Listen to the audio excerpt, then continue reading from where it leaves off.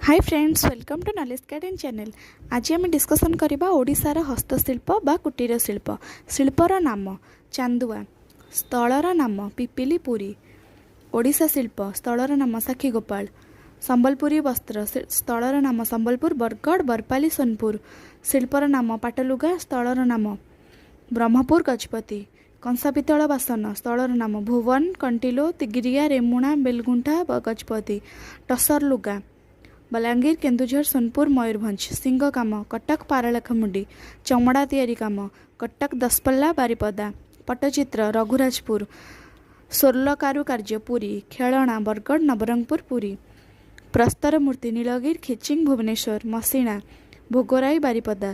शंख निर्मित पदार्थ पुरी। बेत काम नयागढ़ बांकी बाणपुर। बाण काम कटक। साबुन कटक ब्रह्मपुर जटनी। लुण हुमा अस्तरंग बालेश्वर।